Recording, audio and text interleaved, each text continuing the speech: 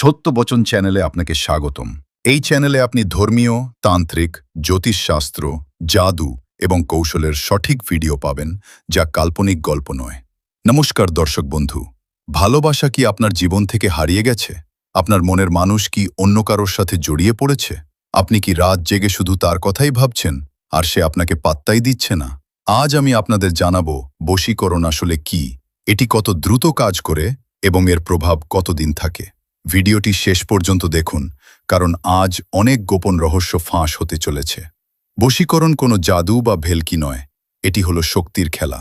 অনেকেই মনে করেন বশীকরণ মানেই খারাপ কিছু, কিন্তু না। বশীকরণ হলো প্রাচীন তন্ত্রবিদ্যার এমন একটি প্রয়োগ যা মানুষের অবচেতন মনকে, সাবকনশিয়াস মাইন্ড, প্রভাবিত করে।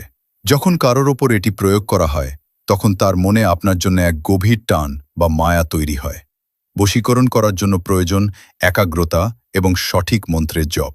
এটি মূলত তিনটি জিনিসের মাধ্যমে হতে পারে। ১. নাম ও ছবি। ব্যক্তির ছবি দেখে তার শক্তির সাথে সংযোগ স্থাপন করা। ২. দ্রব্য প্রয়োগ। ভোজ্যবস্তু বা সুগন্ধির মাধ্যমে প্রয়োগ। ৩. মানসিক সংকল্প। গভীর ধ্যানের মাধ্যমে মনের সংকেত পাঠানো। অনেকেই প্রশ্ন করেন, গুরুদেব, কাজ হতে কতদিন লাগবে?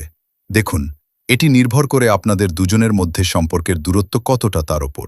সাধারণত ৩ থেকে ১১ দিনের মধ্যে প্রভাব শুরু হয়, আর যদি সঠিক বিধি মেনে করা হয় তবে এর প্রভাব আজীবন থাকতে পারে।